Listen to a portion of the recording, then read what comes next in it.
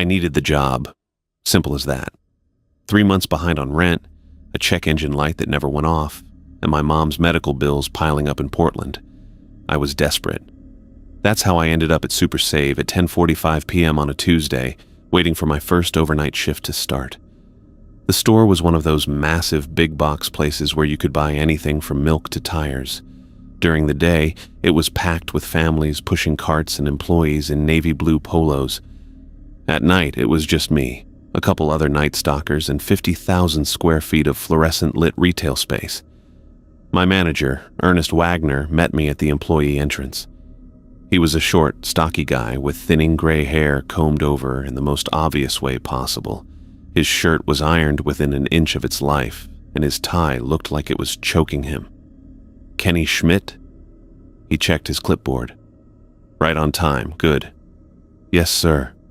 I tried to sound enthusiastic, like working overnight retail was my dream job. Follow me to my office for orientation. I followed him through the empty store. Our footsteps echoed on the polished concrete floors. Most of the lights were dimmed except for the main aisles, giving the place a weird, hollow feeling. Wagner's office was a cramped room behind the customer service desk. He gestured for me to sit in a plastic chair while he settled behind his desk. Your paperwork is in order. I see you have retail experience. 2 years at Target, 1 at Walmart. I didn't mention I'd been fired from both for attendance issues. Depression's a bitch like that. Good. He shuffled through some papers. Night shift is different, quieter. We're open 24/7, but we get maybe 5 customers between midnight and 6 a.m. Your main job is stocking and inventory. Got it. He handed me a blue polo with the store logo. Uniform. Khaki pants, black shoes, nothing fancy. No problem. Then he reached into his desk drawer and pulled out a laminated card. It was about the size of an index card with typed text that looked like it had been printed on a crappy office printer. These are additional store protocols, he said, sliding it across the desk. Keep this with you at all times. I picked it up, expecting the usual corporate bullshit about customer service and theft prevention. Instead, I read, 1. If you hear crying between midnight and 3 a.m., turn up the store radio and continue working. Do not investigate. 2. When a customer asks for pool chemicals, direct them to aisle 47.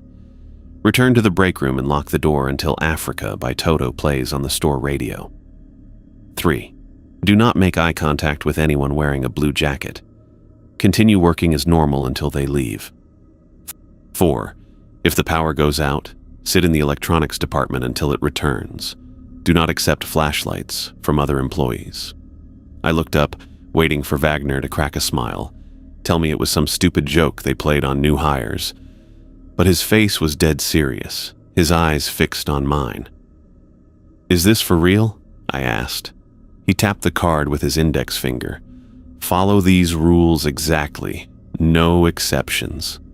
But there is no aisle 47. The store only goes up to... I'm aware of the store layout, Mr. Schmidt. His voice got tight. Just follow the protocols. I figured it was hazing. Some weird night shift tradition to mess with the new guy. But something about Wagner's expression made me uneasy. He looked genuinely concerned. What happens if I don't follow them? I asked. Wagner's face twitched. That's not an option. Keep the card with you. Memorize it if you can. He stood up, signaling the end of our conversation. Your shift starts in 10 minutes. Janet will show you the stocking procedures. My first night was pretty normal, all things considered.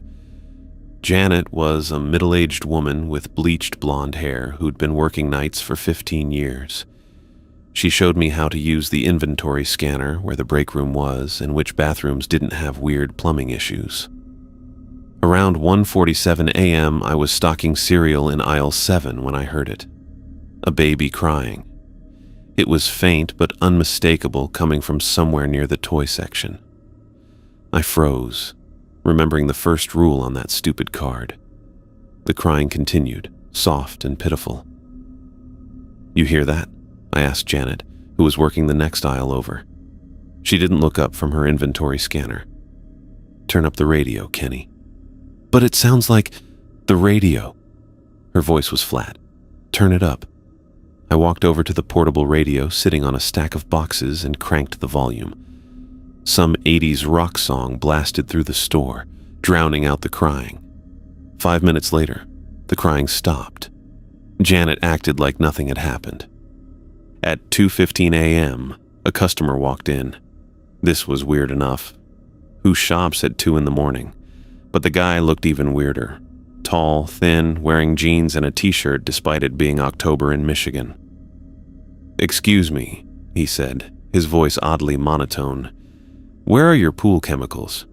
My stomach dropped. Rule number 2. I glanced at Janet, who was suddenly very interested in arranging soup cans. "Aisle 47, I said, pointing toward the back of the store. "All the way at the end." The man nodded and walked in that direction. I watched him go, then remembered the second part of the rule.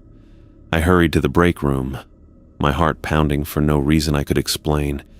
Once inside, I locked the door and sat at the table, feeling like an idiot. 20 minutes passed. Then, through the break room speakers, "Africa" by Toto started playing. I unlocked the door and went back to work. The customer was gone.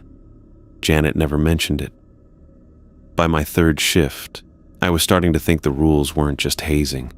They were too specific, and everyone followed them too carefully. I was in hardware, restocking screwdrivers, when I noticed a guy in a blue jacket browsing the power tools. He was average height, dark hair, pale skin. Nothing remarkable except for his jacket, bright blue like the card had warned about.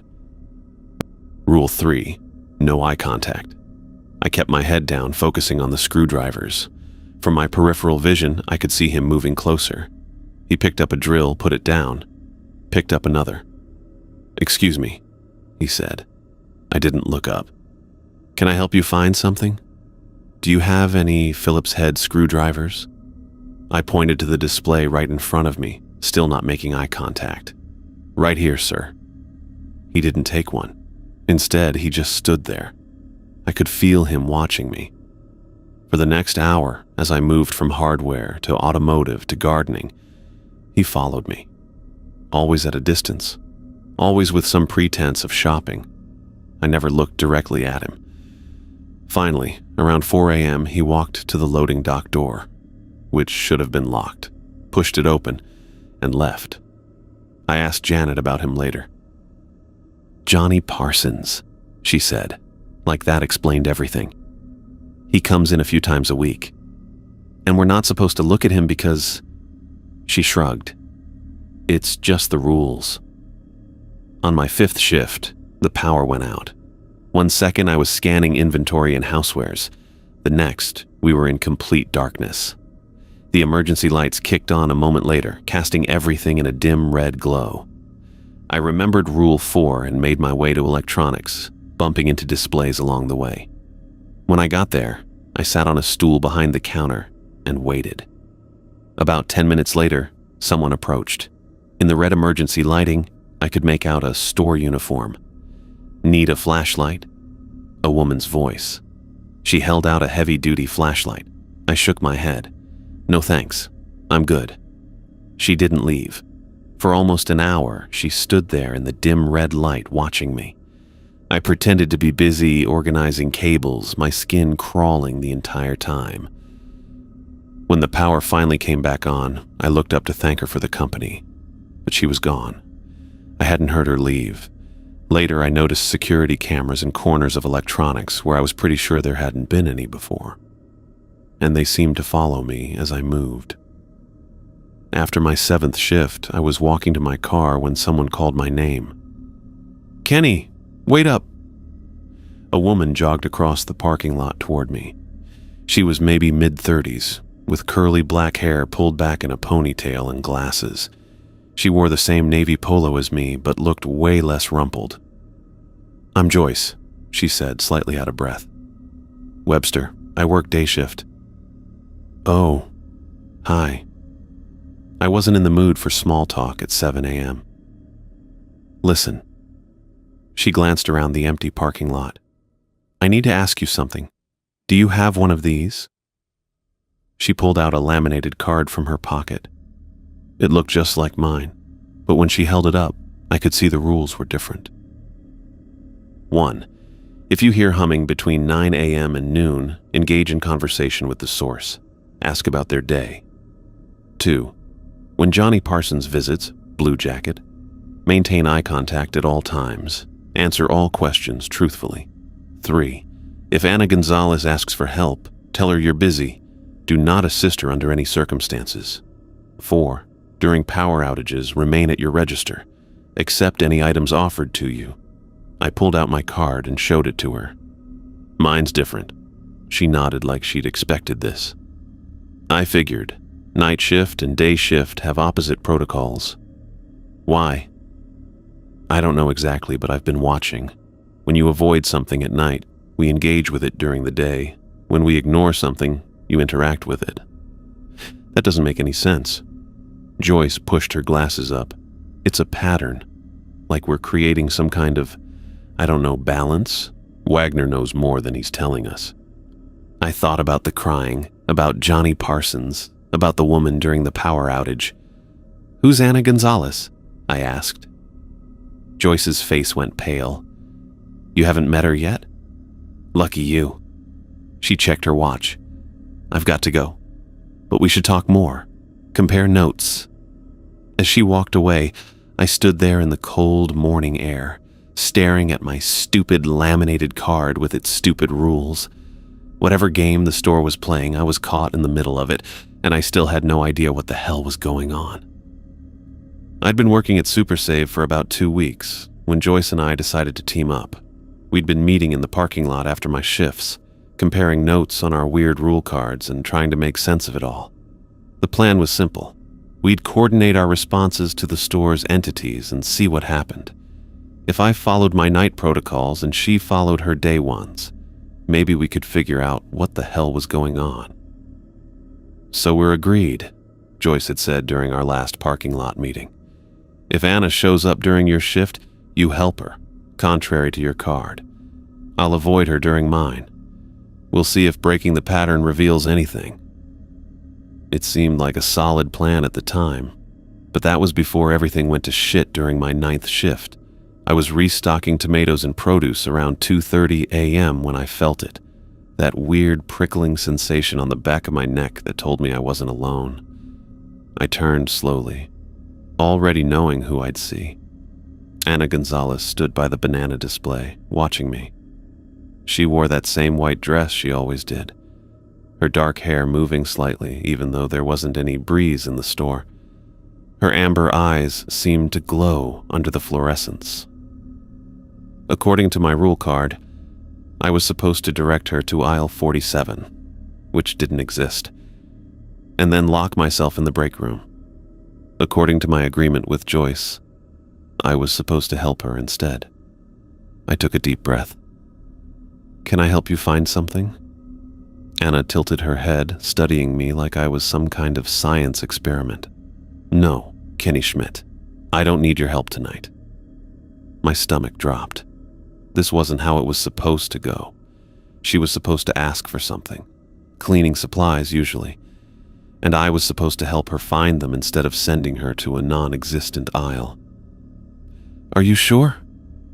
I tried again, my voice cracking slightly. I can show you where anything is. Anna's face changed then, her expression hardening. You're breaking the rules, Kenny. That's not how this works. Fuck. This was bad. I took a step back, bumping into the tomato display. A few rolled off and hit the floor with soft thuds. I should go, I said, already backing away. Yes, Anna agreed, her voice suddenly coming from behind me, even though she was still standing in front of me. You should run to the break room now. I didn't need to be told twice. I bolted, sprinting through the empty store toward the employee break room at the back. I could hear footsteps behind me, keeping perfect pace with mine no matter how fast I ran. I slammed the break room door shut and locked it, my heart hammering against my ribs. Almost immediately, there was a gentle knock. Kenny, Anna's voice came through the door. Kenny Schmidt of apartment 4B at Ridgewood Apartments. 3 months behind on rent. Your car needs a new transmission. Your mother in Portland is still waiting for you to call her back about her medication. My blood turned to ice. How the fuck did she know all that? Your lease is up in 6 weeks, she continued, her voice somehow coming from both outside the door and inside the room simultaneously. Where will you go when they evict you, Kenny? I pressed my back against the wall, as far from the door as possible. Leave me alone. Your mother's cancer is back. She hasn't told you yet. She doesn't want to worry you. Stop it, I shouted, covering my ears. The knocking continued, perfectly rhythmic. Tap, tap, tap, like a metronome. According to protocol, Africa by Toto should play over the store speakers soon, signaling it was safe to come out. That's how it had worked before. But minutes stretched into an hour, and there was nothing but silence and that steady knocking. After 2 hours, the knocking finally stopped. I waited another 15 minutes before cautiously approaching the door, pressing my ear against it. Nothing. I unlocked it and peeked out. The hallway was empty. I stepped out, looking both ways. No sign of Anna, but something was wrong. The store felt different. I walked back toward produce, and that's when I noticed it. Everything was in the wrong place. The tomatoes were now where the cereal should be. The bananas had been moved to the paper goods aisle. Every single item in the store had been rearranged. I spent the rest of my shift trying to make sense of it, mapping the new layout. Toys were now where electronics had been. Clothing was mixed in with automotive supplies. It was like someone had taken the entire store's inventory and shuffled it randomly. When Ernest Wagner arrived at 6 a.m., he didn't even seem surprised. "Protocol violation?" he asked, looking at the misplaced merchandise. I nodded, not wanting to admit I'd deliberately broken the rules. "Clean it up before you leave," he said, then walked to his office without another word. It took 3 hours of overtime to get everything back where it belonged. By the time I dragged myself to my car, I was dead on my feet. I crashed as soon as I got home, not even bothering to take off my shoes. My phone woke me around noon. It was Joyce. "Kenny? Are you okay?" She sounded panicked. "Yeah," I mumbled, still half asleep. "Just tired. Had to clean up a mess after my shift." "Something's happening," she said. "3 people quit today, just walked out in the middle of their shifts." That woke me up. "What? Why?" "They saw Johnny. Not just one Johnny, multiple Johnnies, all at once. 3 of him, walking through housewares together." I sat up. "That's not possible." "Tell that to the people who quit," Joyce said. "And that's not all. Wagner gave me another rule card this morning." "Another one? What does it say?" "It says to count the Johnny Parsonses if we see more than one. Report to management immediately if more than 3 appear simultaneously." She paused. "And there's something about Anna, too.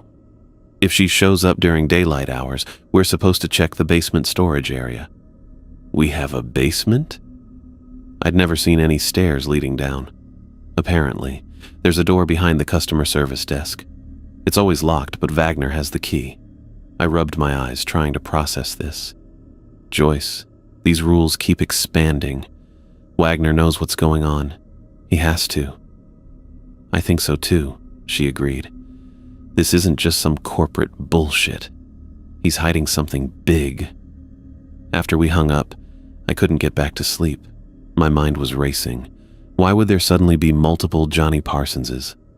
Why would Anna's appearance during the day require checking the basement? And why the hell did she know so much about my personal life? I spent the afternoon on my laptop, researching the store. Super Save had been built about 15 years ago, according to their website. But what had been there before? It took some digging through local newspaper archives online, but I finally found it. Before Super Save, the land had been vacant for decades. And before that, Millbrook Psychiatric Facility. The facility had operated from 1971 to 1978, when it was destroyed in a fire. According to the newspaper articles, 12 patients had died in that fire. The facility had been conducting experiments involving sensory deprivation and electromagnetic fields, supposedly therapeutic techniques for severe mental illness. I scrolled through the article, scanning the names of the deceased. My heart stopped when I reached patient number 4, Johnny Parsons, age 32. And there, listed as patient number 7, Anna Gonzalez, age 29. The same names, the same ages. It couldn't be a coincidence. I spent the next 2 days obsessively researching Millbrook, finding whatever scraps of information I could. The experiments had been controversial even back then. There were allegations of unethical practices, of patients being used as guinea pigs for experimental treatments without proper consent. By my 11th shift, I was determined to find answers inside the store itself. I'd noticed something odd about the layout. There were spaces that didn't make sense, areas where the outside dimensions of the building didn't match the inside. During my break, I slipped behind the dairy coolers where I'd noticed a narrow gap between the wall and the refrigeration units. It was tight, but I managed to squeeze through. Behind it was a hallway that shouldn't exist. The walls were institutional green, not Super Save blue. The fluorescent lights buzzed overhead, casting everything in a sickly glow. I followed the hallway to a door marked Treatment Room 4. Inside was medical equipment, an examination table, monitoring devices, even an EEG machine, but they weren't old, abandoned equipment from the 1970s. According to the serial numbers, these had been manufactured within the last 5 years. Someone was still conducting experiments here. Another room contained filing cabinets. I pulled open a drawer labeled Employee Records and found folders for dozens of Super Save workers, past and present. Many were marked Failed Protocol with termination dates. Others were labeled Successful Integration with no additional information. I found Samantha Soto's file, a cashier who'd quit about 6 months before I started. Except according to her file, she hadn't quit. She'd undergone integration and was now listed as active containment personnel. The same was true for Beverly Palmer and Poppy Farley, 2 other employees who had supposedly transferred to different stores. In another cabinet, I found corporate logs detailing the installation and maintenance of containment technology throughout the building. The most recent entry was from just last week, something about reinforcing dimensional barriers in Section 8. Whatever system they had built here, they were actively maintaining and strengthening it. I was so engrossed in the files that I almost didn't hear the footsteps approaching. I shoved everything back into the cabinets and ducked behind a storage shelf just as the door opened. Ernest Wagner walked in, followed by someone in a corporate blazer I didn't recognize. They were discussing protocol violations and increasing instability. The night shift employee is becoming problematic, Wagner said. He's asking questions. Can he be integrated? The corporate person asked. Wagner shook his head. Not yet. We need to assess his compatibility first. The last 3 failed integration attempts have only made things worse. We can't afford another failure, the corporate person said. If containment collapses completely. They moved out of earshot, continuing down the hallway. I waited until I couldn't hear them anymore, then slipped out and made my way back to the store. My mind was reeling. Integration, containment, dimensional barriers. None of it made sense, yet all of it seemed connected to the strange rules we had to follow and the entities that appeared in the store. One thing was clear, Super Save wasn't just a store. It was built specifically to contain something that had escaped from Millbrook Psychiatric Facility when it burned down in 1978. Something that couldn't be destroyed, only managed. And somehow the employees were part of that containment system. As I emerged from behind the dairy coolers, my phone buzzed with a text from Joyce. Be careful. Something's changing. They're watching us now. I looked up at the security camera in the corner. It swiveled to focus directly on me, its red light blinking like a warning. I'd been thinking about breaking into Wagner's office for days. The idea had been growing in my head like a tumor since Joyce showed me her rule card. All those weird protocols, the crying, the power outages, Johnny Parsons in his blue jacket. None of it made any sense. But Wagner knew. I was sure of it. My 12th shift started at 11 p.m., but I showed up at 10:15. I parked my car at the far end of the lot behind the garden center where the cameras didn't reach. The employee entrance was locked, but I'd noticed the fire exit by the loading dock had a broken latch. The night crew propped it open with a brick when they took smoke breaks. The brick was there, just like I'd hoped. I slipped inside, my heart hammering against my ribs. The store was quiet except for the hum of fluorescent lights and the distant sound of the night crew unloading pallets. Wagner wouldn't arrive until 6 a.m. I had time. His office was behind customer service, a cramped room with blinds always drawn. The door was locked, but I'd borrowed Janet's master key during my last shift. She always left it in her locker during breaks. The key slid in smoothly. I turned it, holding my breath as the lock clicked. I pushed the door open and slipped inside, closing it behind me. Wagner's office smelled like coffee and cheap cologne. A desk lamp cast yellow light over stacks of paperwork. I didn't know exactly what I was looking for, but I figured I'd know it when I saw it. I started with his filing cabinet. Employee records, inventory sheets, corporate memos, nothing unusual. Then I tried his desk drawers. The top two were unlocked, containing only office supplies and a half-eaten pack of mints. The bottom drawer was locked. Bingo. I tried Janet's key, but it didn't fit. I looked around the office for anything I could use to pick it. On Wagner's desk was a letter opener, one of those fancy metal ones with a pointed tip. It wasn't ideal, but it might work. After 5 minutes of fumbling, the lock gave way. Inside the drawer was a laptop, a hard drive, and a thick manila folder labeled Containment Protocols. My hands shook as I opened the folder. Inside were letters, dozens of them, exchanged between Wagner and someone named Daniels at corporate headquarters. The earliest was dated 2003, the year the store opened. The first letter made my blood run cold. Mr. Wagner, congratulations on your appointment as manager of SuperSave NER 247. As discussed in your orientation, this location requires special attention due to its unique containment responsibilities. The dimensional stability of the site remains our primary concern.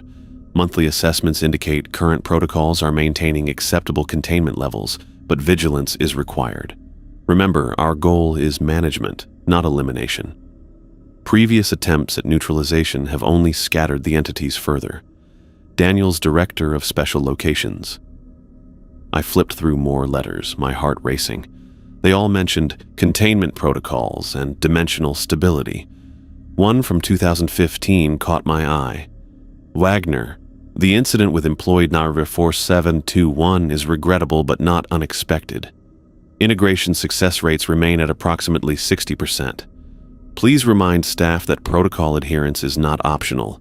It is the only barrier between containment and catastrophic breach. The 1978 experiments created conditions we cannot reverse, only manage. SuperSave NER 247 was specifically designed to contain what we cannot destroy. Daniels. The 1978 experiments, the psychiatric facility. It was all connected. I found a memo from 2018 that spelled it out. Confidential Millbrook Containment Summary. The 1978 Millbrook Psychiatric Facility experiments in consciousness expansion and dimensional perception resulted in unexpected consequences. Test subjects' consciousness became scattered across dimensional boundaries, creating entities that exist in fragments and manifest under specific conditions. SuperSave NER 247 was constructed with specialized materials and electromagnetic field generators to create a controlled environment. The rule system establishes predictable patterns of manifestation, allowing entities to partially materialize without complete dimensional breach. Under no circumstances should the containment system be deactivated. Complete breach would result in entity dispersal throughout the region with no means of recapture. Daniels. Jesus Christ.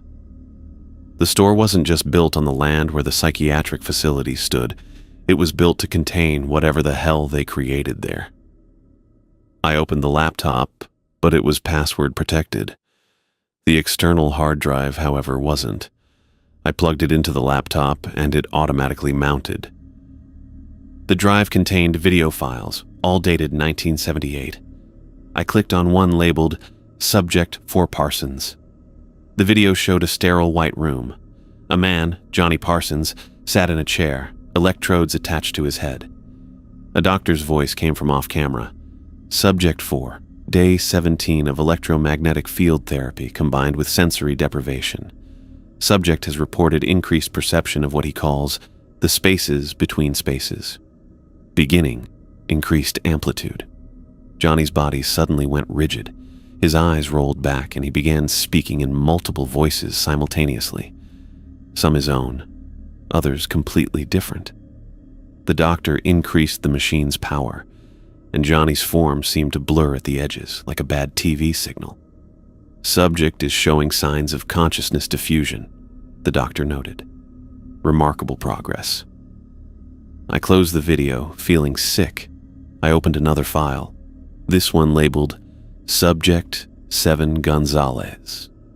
Anna Gonzalez sat in the same chair, looking much younger than the version I'd seen in the store. The same doctor's voice explained they were testing her ability to project consciousness across dimensional boundaries. As the test progressed, Anna began to flicker in and out of visibility.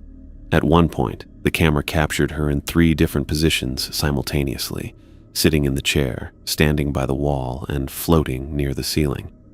Subject 7 shows unprecedented ability to fragment and reconstitute across dimensional planes, the doctor noted excitedly. Recommend increasing field strength for next session. I closed the video and sat back, trying to process what I was seeing. The psychiatric facility hadn't just been conducting experiments. They'd been tearing people apart at some fundamental level, scattering their consciousness across dimensions. And then there was the fire. Had it been an accident, or had someone tried to stop the experiments? Either way, it hadn't worked. The patient's consciousness remained fragmented, trapped between dimensions, manifesting as the entities I'd encountered in the store. I dug deeper into the files and found documents explaining why closing the store wasn't an option. A report from 2005 detailed 3 previous attempts to shut down operations, each resulting in catastrophic containment failure, as entities dispersed throughout the surrounding area. The corporation had purchased the land specifically to maintain containment, trying various approaches over decades before establishing the current rule system. The rules weren't just corporate bullshit. They were keeping these entities following predictable patterns within the store's controlled environment. Turn up the radio when you hear crying. Don't make eye contact with the man in the blue jacket. Sit in electronics during power outages. It was all designed to manage interactions with fragments of shattered consciousness. I checked my watch. 4:30 a.m. I still had time before Wagner arrived. I needed to find out what happened to Joyce. I searched through more recent files and found security footage from the past week. I scrolled through until I found footage from Joyce's last shift. The timestamp showed 2:17 p.m., 3 days ago. Joyce was stocking shelves in housewares when 3 identical Johnny Parsonses walked past her. Following her new instructions, she approached them. They turned in unison and spoke to her, though there was no audio on the footage. Joyce nodded and followed them toward the back of the store. The camera switched to show them approaching the locked door behind customer service, the one leading to the basement storage area. One of the Johnnies produced a key, unlocked the door, and all 4 disappeared inside. No other camera showed Joyce leaving the basement. She had simply vanished. I frantically searched through more footage, but there was nothing. Joyce had gone into that basement and never come out. As I was about to give up, I noticed a file labeled Integration Procedures. I opened it and found detailed documentation of something called entity integration.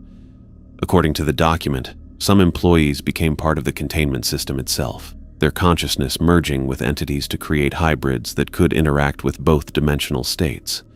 The process was described as necessary for system maintenance and voluntary, though the quotation marks around voluntary in the document made my skin crawl. The file listed previous successful integrations: Samantha Soto, 2011, Beverly Palmer, 2014, and Poppy Farley, 2017. I'd never met these people, but their employee photos showed normal-looking women. The post-integration photos showed the same women, but something was off about them. Their eyes reflected light strangely, and their expressions seemed vacant. Joyce was undergoing integration right now. If successful, she would help manage entities from inside their dimension. If unsuccessful, the document was vague, only mentioning fragmentation and containment reclassification. I closed the laptop, my mind reeling. The corporation wasn't just containing these entities. They were using employees as fuel for the system, sacrificing them to maintain what they called dimensional stability. As I was putting everything back, I noticed something on the floor near the door, a laminated card. I picked it up and recognized it immediately as Joyce's rule card, but there were new instructions written on it in black marker. If more than 5 Johnny Parsonses appear simultaneously, gather all employees in electronics and wait for integration team. Important update: Ana Gonzalez isn't really Ana Gonzalez anymore. What the hell did that mean? Ana wasn't really Ana? Then who, or what, was she? I heard a key in the lock and froze. The door swung open and Ernest Wagner stood there, his face a mask of resignation rather than surprise. "I wondered when you'd start looking," he said quietly, stepping inside and closing the door. "You've lasted longer than most without breaking protocol." "What happened to Joyce?" I demanded, holding up her rule card.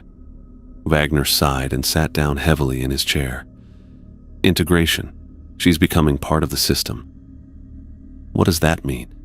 Is she dead?" "No, not exactly." Wagner rubbed his eyes. "The containment system requires constant human interaction to prevent complete collapse. The entities need anchors, I suppose you could call them. People who understand both realities." "So you're feeding employees to these things?" "It's not like that," Wagner insisted. "Integration is a merger. Joyce will still exist, just not only in our dimension. She'll help maintain the balance. And if she fails," Wagner's expression darkened, "then she becomes another fragment needing containment. Like Ana? The card says she isn't really Ana anymore." "Ana Gonzalez died in 1978, Wagner said. "What you've seen is a composite entity. Fragments of Ana merged with previous employees who failed integration. She's been collecting them, for lack of a better term." I felt sick. So all these rules, all these protocols, they're just to keep these things trapped here? And you're using us as, what, dimensional duct tape?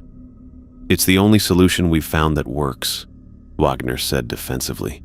"Before the rule system, the entities were unpredictable, dangerous.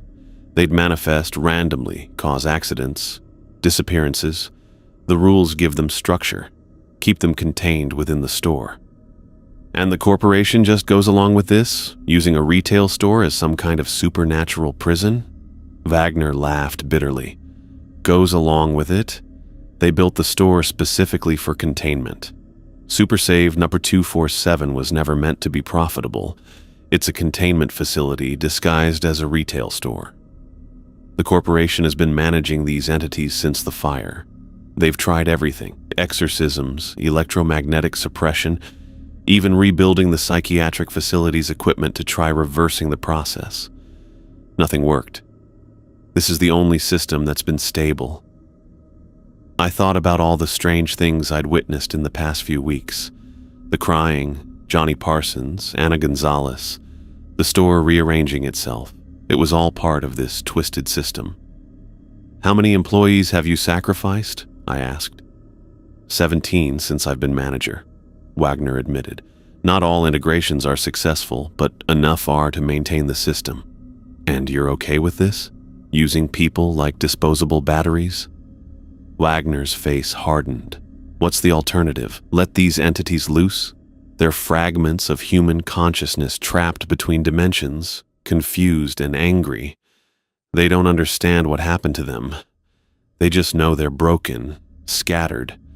The containment system gives them structure, predictability, at the cost of people like Joyce. Yes, Wagner said simply, at that cost. I looked down at the files spread across the desk. Decades of containment, of sacrifice, of a corporation using people to manage a problem they'd created and couldn't solve. What happens now? I asked. Are you going to fire me? Try to integrate me too? Wagner shook his head. No. You know too much now. You'll either follow the protocols with full understanding of why they matter or what, or you'll try to break the system, Wagner said. They all do, eventually. The ones who learn the truth. They think they're saving people, freeing the entities. But they're not. They're just making everything worse. He stood up and gathered the files, returning them to the drawer. Your shift starts in 15 minutes. I suggest you get to work. The rules still apply, Kenny. Maybe even more now that you understand them. I left Wagner's office with my head spinning. The store looked the same. Bright fluorescent lights, neat aisles of products, the night crew finishing their stocking. But now I knew what lurked beneath the surface, in the spaces between spaces. I knew what happened to Joyce, to Samantha, to Beverly and Poppy. I knew what the rules were really for. And I knew the corporation was using us all to maintain a system that required human sacrifice to function. I've been working at Super Save for just over 3 weeks now. 15 shifts of pure fucking weirdness. Tonight was supposed to be routine, if you could call any of this routine. Stock shelves, avoid Johnny, ignore crying, follow the rules. But something felt different the moment I walked in. The fluorescent lights flickered more than usual, buzzing like angry wasps. The air felt thick, almost electric, making the hair on my arms stand up. I clocked in at 10:58 p.m. and grabbed my vest from the break room.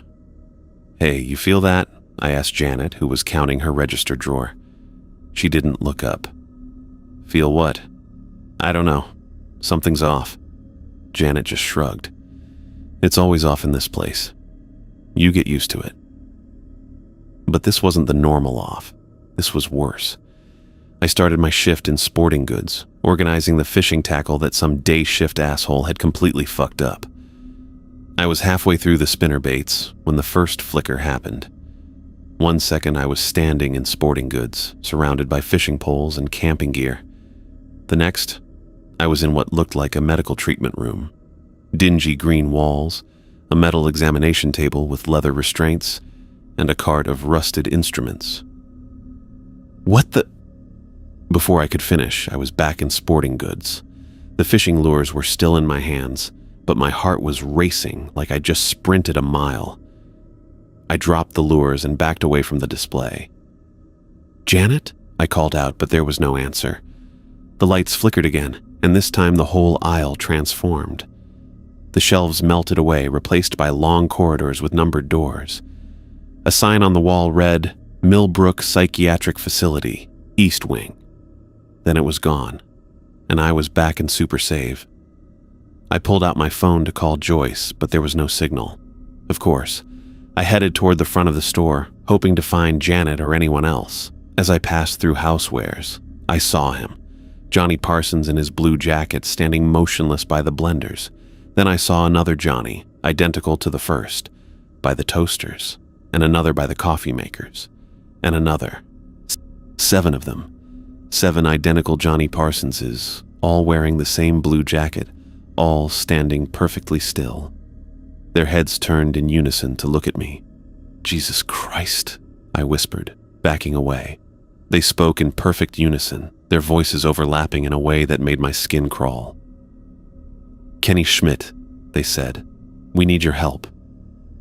I kept backing up until I hit a display of pots and pans. Stay away from me. We don't want to hurt you, they said, still in that perfect, terrible unison. We want to be whole again. Help us become whole. Before I could respond, the store flickered again. The Johnnies remained, but the housewares department transformed into what looked like a communal dining area with long tables and metal chairs bolted to the floor. Then back to housewares. Then back to the dining area. Reality was coming apart at the seams. I turned and ran, heading for Wagner's office. He'd know what to do. He had to. As I ran through the grocery section, I saw her. Anna Gonzalez. But not just one Anna, dozens of them. A little girl Anna, maybe 8 years old, sitting cross-legged in the cereal aisle. A teenage Anna leaning against the freezer doors. A middle-aged Anna examining produce. An elderly Anna with a walker by the bakery. Every version of Anna Gonzalez that could have existed was here, scattered throughout the store like some fucked-up family reunion. The little girl Anna looked up at me as I passed. "Are you going to help us, Kenny?" she asked, her voice echoing strangely. I didn't answer. I just kept running. The store continued to shift around me. One moment I'd be running through the grocery aisles, the next I'd be in a padded cell or a doctor's office or a communal shower room. The transitions were getting faster, more violent, like reality itself was having a seizure. Products on the shelves changed too. Modern packaged foods gave way to items from the 70s, then back again. A box of Cheerios became a box of cigarettes, became a bottle of Thorazine, became Cheerios again. I finally reached the front of the store, but Wagner's office wasn't there. Instead, there was a reception desk with a sign-in book and a bell. I rang it desperately.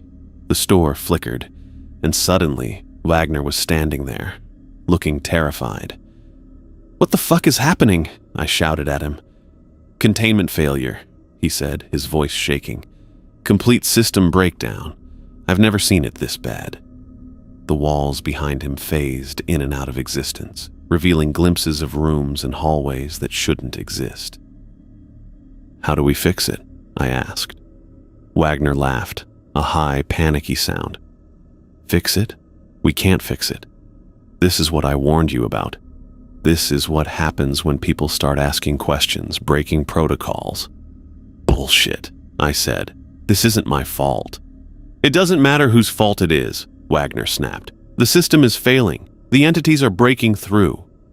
As if on cue, all 7 Johnny Parsonses appeared behind me, still moving and speaking as one. "Ernest Wagner," they said. "You know what we need." Wagner backed away. "Stay in your designated areas. Follow the protocols." "The protocols are failing," they replied. "We want to be whole." The store flickered again, and we were suddenly in what looked like a director's office. A large desk covered in files, diplomas on the walls, a nameplate reading Dr. Malcolm Daniels. Then back to the store. "What do they mean they want to be whole?" I asked Wagner. Before he could answer, the little girl Anna appeared beside us. "We're broken," she said simply. "We've been broken for so long." The teenage Anna materialized on my other side. "They broke us apart in the experiments." The elderly Anna appeared behind Wagner. "Then the fire scattered us even further." "What experiments?" I demanded, though I already knew from the files I'd found. Wagner sighed. "Dimensional research. They were trying to access other realities, other versions of our world. They used the patients as test subjects, exposing them to electromagnetic fields that were supposed to allow perception across dimensional boundaries." "But it went wrong," I said. "Very wrong," Wagner agreed. "The fields didn't just allow perception, they fractured the subject's consciousness, spreading fragments of them across multiple dimensions. When the fire happened, it created a quantum event that permanently destabilized the boundaries between those dimensions." The 7 Johnnies spoke again. "We exist everywhere and nowhere. We are scattered. We want to be whole." And that's when it hit me. The revelation was so sudden and so clear that I almost laughed. "The rules," I said. "The fucking rules. They're not containing anything." Wagner's eyes widened. "What are you talking about?" "The rules, the protocols, They're not keeping these entities contained. They're feeding them. Every interaction, every time we follow a rule about Johnny or Anna, we're giving them more substance, more connection to physical reality. I turned to face the Johnnies. That's it, isn't it? The rules create predictable patterns of interaction. They give you form, substance. They nodded in unison. Yes. I looked at Wagner. You knew this. You in corporate. You've been using us, the employees, as fuel to maintain this system. Wagner's face hardened. It was the only solution we found that worked. The entities need the interactions to maintain coherence. But if those interactions are unpredictable, chaotic, the whole system breaks down. And that's what's happening now, I said. Yes. Something has disrupted the pattern too severely. I looked at the various Annas surrounding us. The child, the teen, the adult, the elderly woman, all the same person, fragmented across time and space. What do you want? I asked them. Do you want to escape? To be free? The elderly Anna shook her head. We want to end. We don't want to exist like this anymore, said the teenage Anna. We want true death, said the child Anna, to stop being fragments. I understood then. They weren't malevolent. They weren't trying to hurt anyone. They were victims, confused, frightened, trapped in a fractured existence for decades. They didn't want to escape into our world. They wanted release from all worlds. The rule cards, I said suddenly. If the rules are what's maintaining the system, Wagner grabbed my arm. Don't even think about it. If you destroy the rules, you'll accelerate the breakdown. The dimensional collapse could spread beyond the store. I pulled away from him. You're lying. You've been lying from the beginning. I turned to the Johnnies. If I destroy the rule cards, what happens to you? We begin to coalesce, they said. Without the patterns forcing us to maintain separate existences, we can merge our fragments. And then we can choose to end. I made my decision. I'm going to help you. Wagner tried to stop me, but I shoved past him. The store continued to flicker and shift around me as I ran to the break room. I grabbed the laminated rule cards posted on the bulletin board, then headed to the manager's office that sometimes appeared where Wagner's office should be. More cards there. I took them all. I ran through the store, collecting every rule card I could find. From storage closets, from the customer service desk, from employee lockers. All while reality deteriorated around me. Walls phased in and out. Floors became ceilings. Products from different decades materialized randomly on shelves. Wagner followed me, shouting warnings that I ignored. The various Annas watched me with hope in their eyes. The Johnnies followed at a distance, still moving as one. Finally, I had them all, at least 20 laminated cards with their bizarre, contradictory rules. I headed for the loading dock at the back of the store. The loading dock kept shifting between its current form and what must have been the crematorium of the old facility. I found a metal trash can and threw all the cards inside. Wagner caught up to me, out of breath. "You don't know what you're doing," he gasped. "I know exactly what I'm doing," I said. "I'm setting them free." I found a lighter in my pocket and flicked it on. The flame seemed to burn with unusual intensity in the unstable air. "The corporation will destroy you for this," Wagner warned. "Let them try." I dropped the lighter into the trash can. The cards caught fire immediately, burning with an unnatural blue flame. As they turned to ash, something changed in the air around us. The flickering slowed. The transitions between store and facility became less violent. I walked back into the main store area with Wagner reluctantly following. The 7 Johnnies stood in a circle in the center of the store. As we watched, they began to move toward each other, slowly at first, then faster. When they touched, there was no collision. They simply merged, like drops of water coming together. 7 became 6, then 5, then 4, then 3, then 2. Then finally just one Johnny Parsons standing there, looking more solid and real than I'd ever seen him. The same thing was happening with the Annas.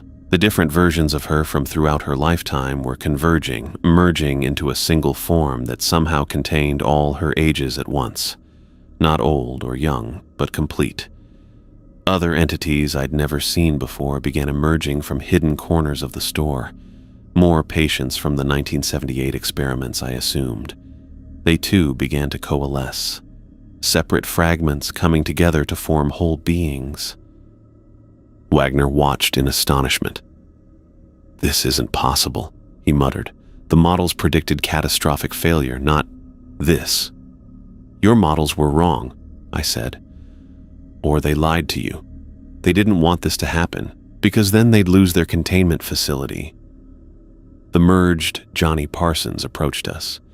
He looked almost normal now, just a man in a blue jacket, no longer the unsettling figure that had haunted the store.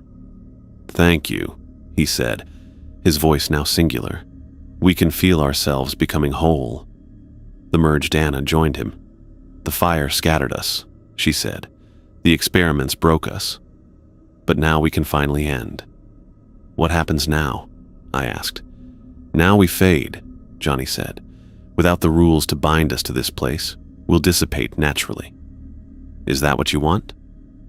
Anna nodded. "More than anything." Wagner pulled out his phone. "I need to report this. Total containment breach. They'll send a team." I grabbed the phone from his hand and threw it across the store. "No! Let them go." Wagner stared at me, then at the merged entities. 40 years, he said quietly. "I've spent 40 years maintaining this system. And now it's over," I said. The merged entities began to gather near the front of the store. They weren't trying to leave. They were simply standing together, becoming less substantial by the minute. I could see the shelves through them now, their forms growing transparent. "They weren't monsters," I said to Wagner. "They were victims. And your company kept them trapped here, suffering, for decades." Wagner had no response to that. I watched as Johnny and Anna and the others faded further, their expressions peaceful for the first time. They were finally getting what they'd wanted all along. Not escape, but release. An end to their fractured existence. As they disappeared, the store stabilized completely. No more flickering. No more transitions between past and present. Just a normal retail space with fluorescent lights and quiet aisles. Wagner sat down heavily on a nearby display. "Corporate will be here by morning," he said. "They'll try to restart the system." "Let them try," I said. "There's nothing left to contain." I looked around at the ordinary store, now emptied of its extraordinary inhabitants. The psychiatric facility's influence had finally ended. The experimental victims had been granted the release they'd sought for over 40 years. And I had helped them find it. I flung open the emergency exit by the garden center first. The heavy metal door crashed against the outside wall, letting in a rush of cool night air. The alarm should have gone off, one of those ear-splitting, everyone freeze kind of alarms. But nothing happened. The store remained eerily quiet. "What the hell are you doing?"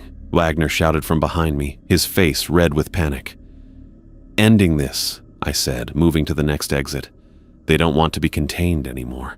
They want to be free." I jogged across the store to the loading dock, my footsteps echoing through the empty aisles. The massive rolling door was secured with a padlock, but I found the key on the hook where the night crew always left it. The mechanism groaned as I cranked it open, revealing the empty parking lot bathed in moonlight. Wagner followed me, his breathing heavy. "You have no idea what you're doing. This is 40 years of containment work. You can't just... watch me." I brushed past him and headed for the front of the store. The automatic doors were locked after hours, but I knew where the override switch was hidden behind the customer service desk. I flipped it, and the doors slid open with a soft hiss. "Kenny, stop!" Wagner grabbed my arm. "If they get out into the town..." I shook him off. "They're not monsters, Wagner. They're victims. They don't want to escape into town. They want to escape existence." The security system was next. I'd watched Wagner punch in the code enough times to memorize it. 47890.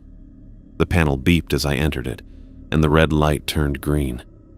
I hit the master override, disabling all the sensors and cameras. "The lights," I muttered, heading for the electrical panel near the break room. I found the main breakers and flipped them one by one. The fluorescent lights flickered and died, section by section, until only the emergency lights remained, casting everything in a dim blue glow. Wagner stood in the middle of the store, looking lost. "Corporate will be here in hours. They'll restart everything. Let them try." As if on cue, the merged Johnny Parsons appeared at the end of the aisle. He looked more solid than before, but with each step toward the front doors, his edges blurred. By the time he reached the entrance, I could see the parking lot lights through his torso. "Thank you," he said, his voice no longer the monotone I'd grown used to. It sounded human now, relieved. He took one final step through the doorway and dissolved like smoke in a breeze. Anna was next. She walked slowly from the grocery section, no longer flickering between ages. She appeared as a woman in her late 20s, but somehow I could see traces of all her other selves. The child's hopeful eyes, the teenager's defiant posture, the elderly woman's patient smile. She stopped in front of me. "You understood what we needed." "I'm sorry it took so long," I said. She smiled, a real smile that reached her eyes. Time means little when you're stretched across dimensions. Anna walked toward the garden center exit, becoming more transparent with each step. By the time she reached the doorway, she was nothing more than morning mist catching the first hints of dawn. Then she was gone. They came from everywhere then, figures I'd never seen before emerging from the shadows between aisles, from behind displays, from the ceiling tiles and floor vents. Men and women in hospital gowns, some with visible injuries, others looking physically whole but with vacant, haunted eyes. The other patients from Millbrook, the ones I'd only read about in those files. They moved silently toward the exits, each becoming less substantial as they approached freedom.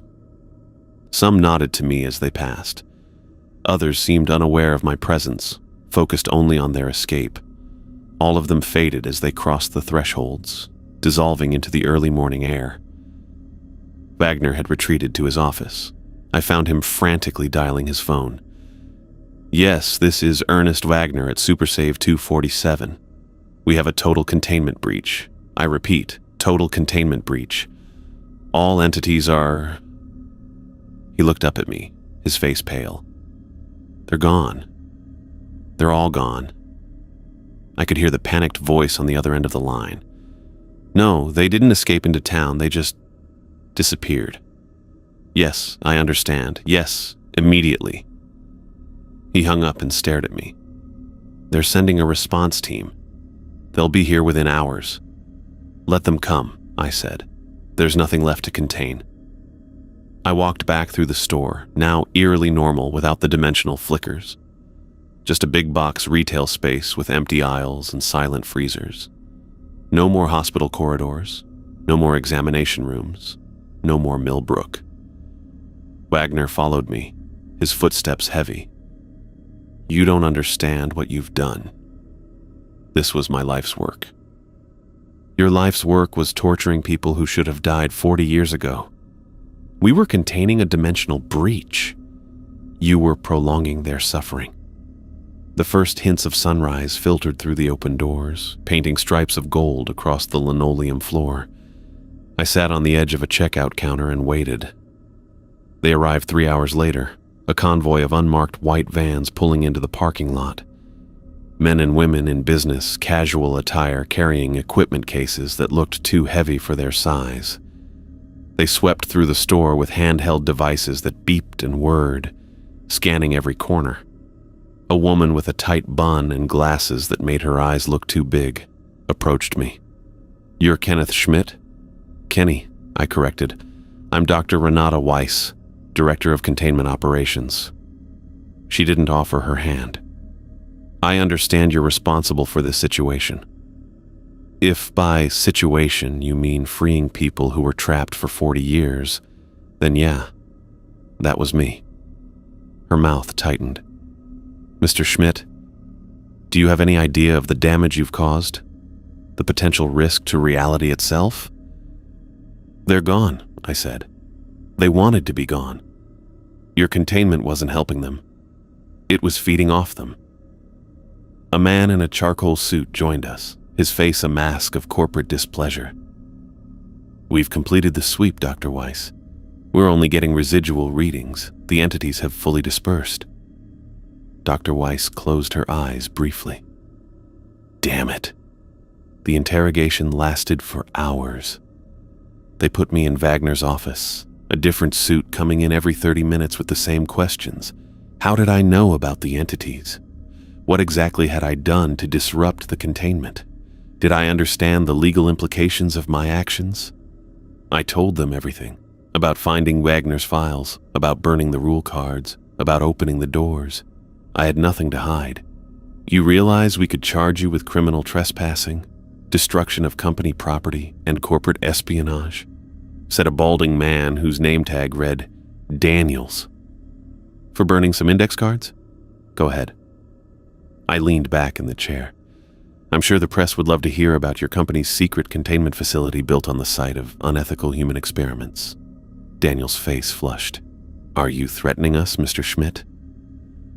"Just stating facts." They left me alone after that. Through the office window, I could see them packing up their equipment, their faces grim.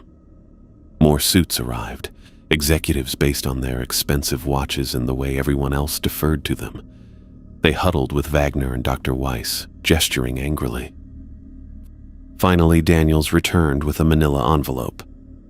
"Your final paycheck, including 2 weeks severance." He dropped it on the desk. "Your employment with SuperSave is terminated, effective immediately. You are not to discuss anything you've seen or experienced here with anyone. Is that clear?" "Crystal." "Mr. Wagner has also been terminated. The store will be permanently closed as of today." I picked up the envelope. "What about Joyce Webster? She was undergoing integration."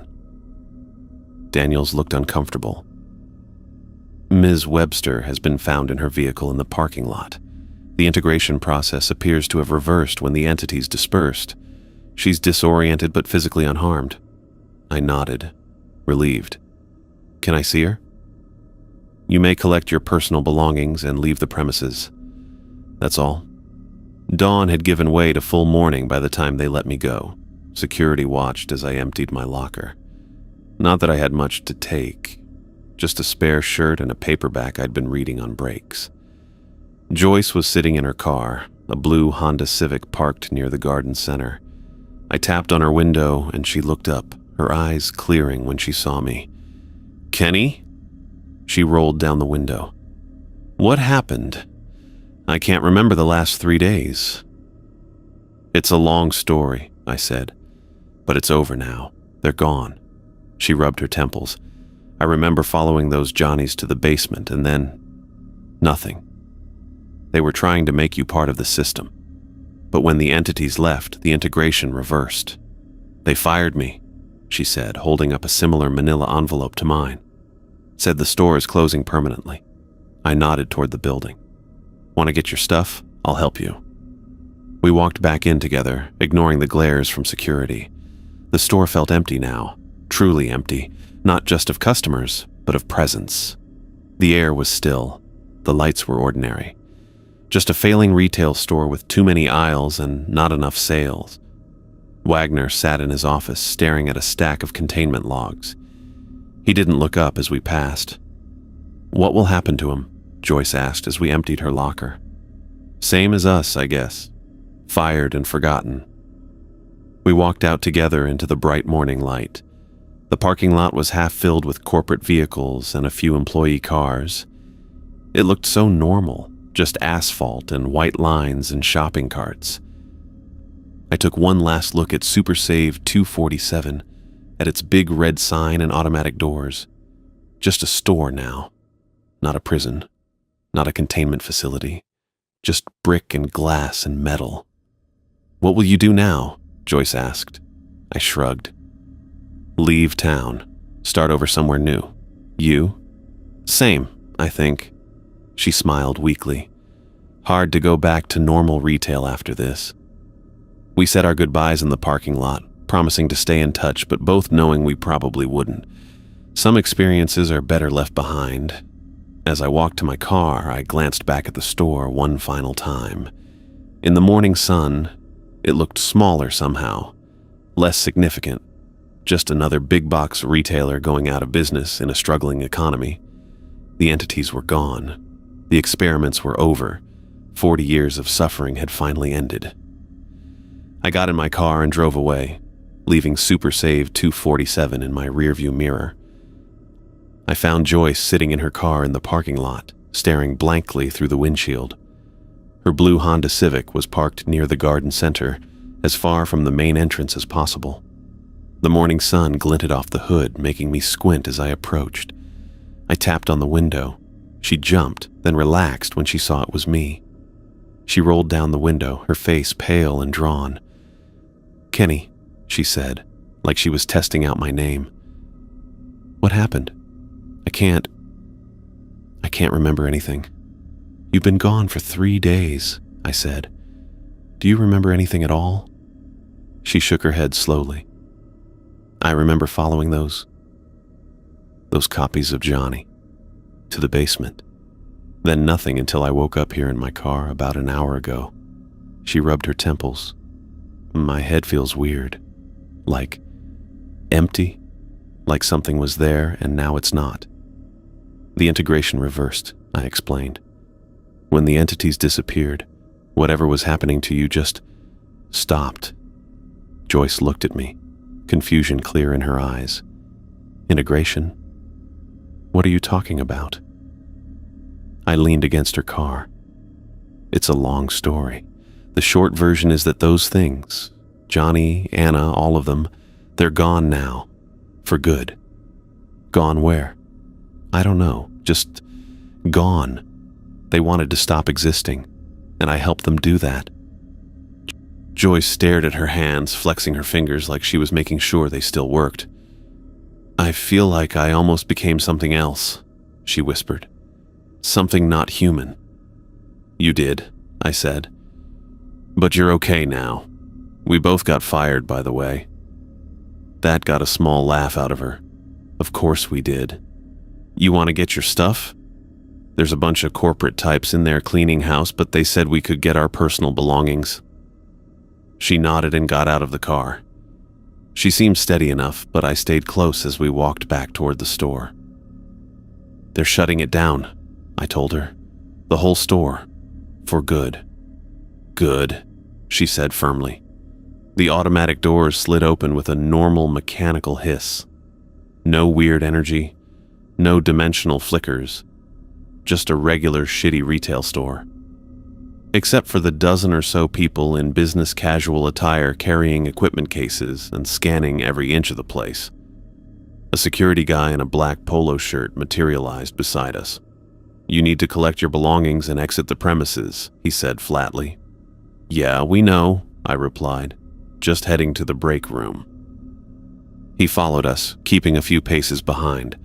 The store felt hollow now, like a movie set. All the products were still there, but something fundamental had changed. The air felt lighter. We passed Wagner's office on the way. The door was open and I could see him sitting at his desk, staring at a stack of papers. His tie was loose, his shirt rumpled. He didn't look up as we passed. "Is that all his containment logs?" Joyce asked quietly. "Yeah, 40 years of work, all for nothing now." "Good," she said again, with more venom this time. The break room was empty. Joyce went to her locker and spun the combination. She pulled out a cardigan, a water bottle, and a framed photo of a golden retriever. That's it? I asked. I don't keep much here, she said. Never felt right. I opened my locker and grabbed my spare shirt and the paperback I'd been reading on breaks. Stephen King seemed fitting somehow. The security guy watched us from the doorway, arms crossed. So what now? Joyce asked as we walked back through the store. I'm leaving town, I said. Got my severance check. Gonna drive south and see where I end up. Smart, she nodded. I think I need to get far away from here too. We passed Wagner again. He still hadn't moved, just sat there staring at the papers like they might suddenly make sense again. You think he'll be okay? Joyce asked. I don't care, I replied honestly. He knew what was happening here. He sacrificed people.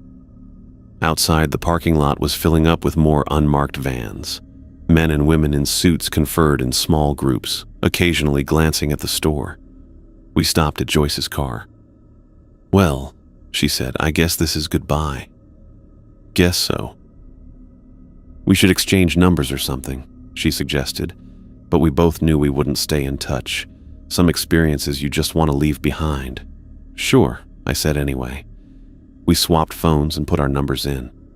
Take care of yourself, Kenny, she said, getting into her car. You too, Joyce. I watched her drive away, then headed to my own car. I took one last look at Super Save 247, now just an ordinary building with extraordinary secrets. Then I got in my car and left, never looking back. That afternoon, I packed everything I owned, which wasn't much, into my car. The severance check would cover gas and food until I found something new. I headed south with no particular destination in mind, just away from Super Save and everything that had happened there. A month later, I saw an article online. The Super Save building had been demolished.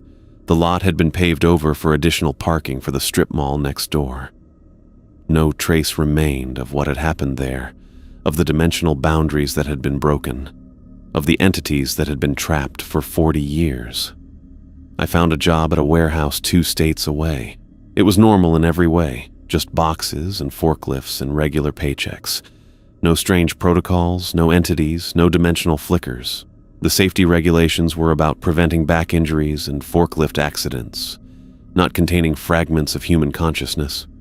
Sometimes, late at night, I'd wonder if I'd done the right thing.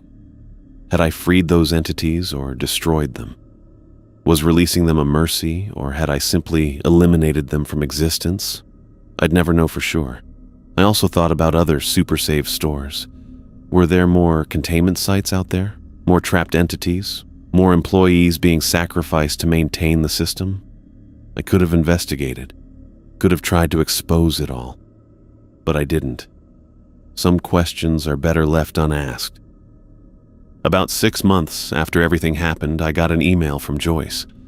She'd moved to California, she said. Started fresh, got a job at a bookstore. She was relieved to be free of whatever she had nearly transformed into. She thanked me, said she was doing well, and hoped I was too. I read it twice, then deleted it. I deleted all my emails related to Super Save, wiped my search history of anything about Millbrook Psychiatric Facility, and threw away the few notes I'd kept. Better to leave it all behind. Sometimes I dream about that store, about Johnny and Anna and the others, about the dimensional flickers and the psychiatric facility. But the dreams come less frequently now. I heard from a former co-worker that the parking lot where Super Save once stood remains mostly empty, even during the busiest shopping days. People park elsewhere if they can, avoiding that particular spot without knowing why. Some boundaries, once broken, leave marks that can't be seen, but can still be felt. I don't know if I did the right thing. I don't know if those entities found peace or just ceased to exist. I don't know if there are other stores out there, other containment sites, other trapped souls, and I've decided I'm okay with not knowing.